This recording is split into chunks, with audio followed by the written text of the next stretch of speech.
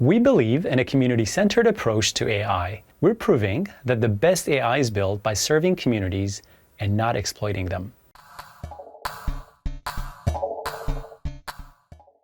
Hi, I'm Asmelash Teka Hadgu, the founder of Lesan AI. At Lesan, we build language technologies for African languages. I grew up in Tigray, Ethiopia. My mother tongue is Tigrinya. Actually, the first script I learned to read was in Ge'ez, an ancient language in Africa. Before I went to school, my father, a priest in the Orthodox Church, taught me how to read those centuries-old letters. That experience stayed with me.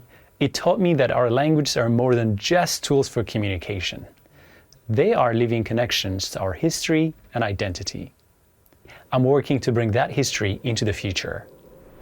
At Lesan AI, we use natural language processing, or NLP, for languages like Amharic and Tigrinya. We will look at how we're building AI that makes content accessible to millions of people, and crucially, why we have to do it ethically and responsibly. Let's start with the big picture, artificial intelligence, or AI. Some people think of AI as an all-knowing system that will eventually outsmart humans. I don't see it that way. I see AI as a toolbox, a set of specialized tools built to solve specific problems. And arguably, the most powerful instrument in that toolbox is natural language processing, or NLP. NLP is the technology that teaches computers to understand and generate human language. It's the bridge that allows a machine to read a text, hear a voice, or grasp a nuance.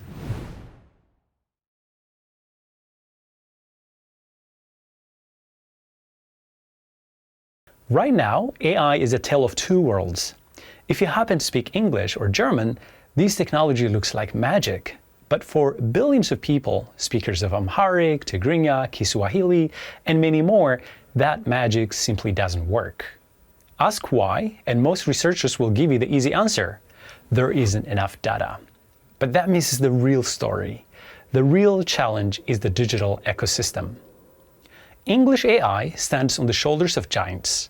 It rests on decades of digitized dictionaries, spell checkers, standardized keyboards. For many African languages, we're not just building the latest AI. We have to build the foundation itself from the ground up. And then there's the compute divide. Modern AI requires massive computational power. Supercomputers concentrated in a small number of technologically dominant countries, such as the United States and China, which are extremely expensive to access. And this creates a barrier where even if we have the talent, and we do, we're often locked out of the engine room.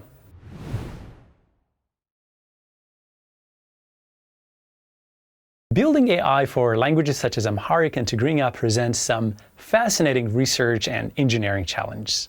Let me highlight a few of the most important ones. Amharic is a Semitic language that uses the Ge'ez script, one of these old writing systems in Africa. One of the challenges is what we call morphological richness. In English, a verb like to eat has a handful of forms: eat, eats, ate, eating, eaten, 5 or 6 variations. In Amharic, you can have a single word, alas belohatim, which could mean I didn't feed her or I didn't get her eaten, depending on the context, all in one word. In Tigrinya, the root word for to eat, mivla, can be conjugated into over 10,000 distinct forms. If you treat every one of these 10,000 forms as a separate word, the vocabulary size just explodes. It's hard to train the AI model. So we built tokenizers. These are algorithms that split words roughly into their prefixes, suffixes, and roots, reducing the vocabulary size dramatically and allowing the model to learn such a complex structure. The other challenge is homophones. Amharic has several letters that look different but sound exactly the same. For example, the sound ha can be written as haletauha, hameruha, or bezuhanuha. To us, this is just spelling preference. To an AI, it's chaos. The computer sees 3 different words that could potentially represent different concepts. So before training a machine learning model, we do normalization to teach the system that despite the visual differences, These equivalent forms map to the same linguistic concept.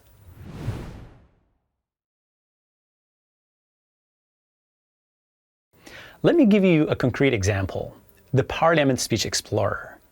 For the past 15 years or so, every debate, every law, and every promise made in the Ethiopian parliament has been broadcast on national TV. But once the broadcast ends, the material essentially disappears. You have thousands of hours of video that no human could realistically watch through to find specific information. A rich archive of our political history, but completely inaccessible.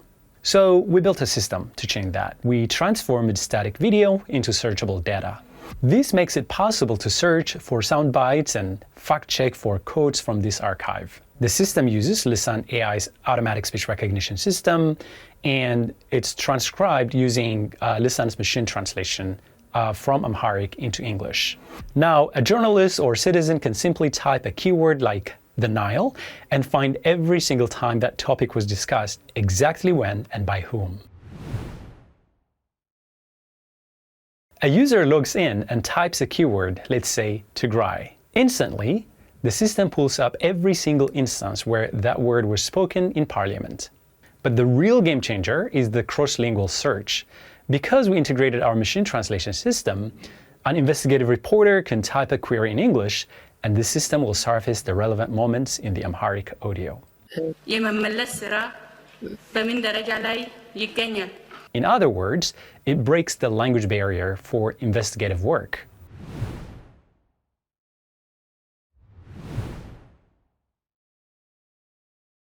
When people ask how we build our tools, they usually expect a technical answer. But for us, the first question is ethical. Are we extracting or are we empowering? The dominant approach in Silicon Valley is extraction. They scrape the web and take massive amounts of public data without consent. That method isn't just ethically questionable, it builds broken products for languages such as Amharic. Here's a real example. For many African languages, the only high-quality audio and text pairs available online are religious recordings like the Bible. If you scrape the web to build a speech recognition system for Amharic, you end up with a system trained overwhelmingly on voices of older male reading scripture. So what happens when a teenage girl tries to use that application? It fails. It doesn't know her voice, her slang, or her reality. These systems perpetuate bias. At Lesan, we take a different path. We study the language, context, and community of speakers, and we collaborate with them. We partner directly with communities. We intentionally hire women, young people, and speakers from different regions to record data. And crucially, we pay them fairly. We treat data contributors as creators, not raw resources. This isn't charity, it's better engineering. By treating people with respect, we get data that reflects the real world, not just convenience data. We are proving that you don't have to exploit a community to build world-class technology for them.